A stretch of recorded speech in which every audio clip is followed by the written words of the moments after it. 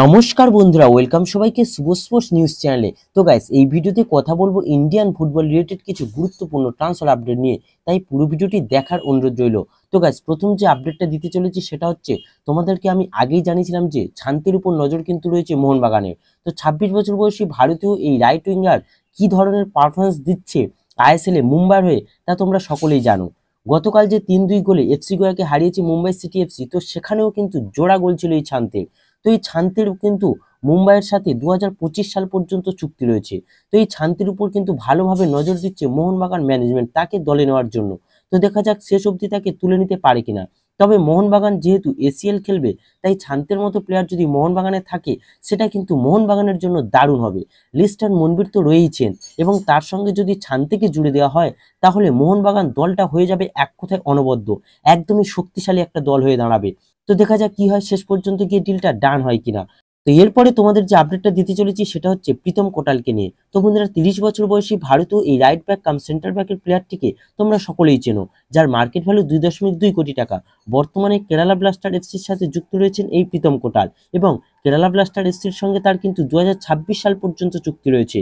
তো বর্তমানে দাঁড়িয়ে এই প্রীতম কোটালকে একটা অফার দিয়েছে ইস্টবেঙ্গল ম্যানেজমেন্ট, সেরকম একটা খবর পাওয়া যাচ্ছে। তো এবার ব্যাপারটা হচ্ছে, ইস্টবেঙ্গলের প্রস্তাবে প্রীতম কি রাজি হবেন?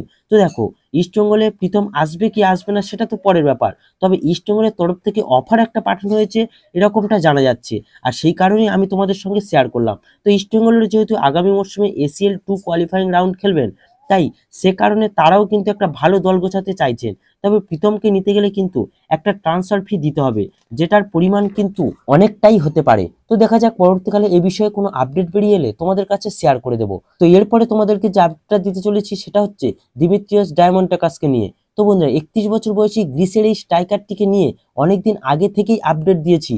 তো আইএসএল এর মঞ্চ থেকে 4টে ক্লাব কিন্তু ইন্টারেস্ট শো করছে তার উপর। ইস্টবেঙ্গল রয়েছে, মোহনবাগান রয়েছে, মুম্বাই সিটি রয়েছে এবং ব্যাঙ্গালোর এফসি রয়েছে।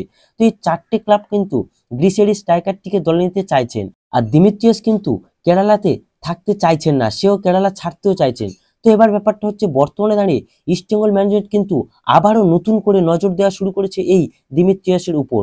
তো এই প্লেয়ারটিকে নেওয়ার রেসে মোহনবাগান যেমন রয়েছে, তেমনই সব থেকে বেশি যে এগিয়ে রয়েছে সেটা হচ্ছে মুম্বাই সিটি এফসি। তো দেখা যাক শেষ পর্যন্ত কোন ক্লাব বাজিমাত করতে পারে। তো তোমাদের কি মনে হয় অবশ্যই কমেন্টে জানিও, আর ভিডিওটি যদি ভালো লেগে থাকে তাহলে অবশ্যই লাইক ও সাবস্ক্রাইব করে দিও।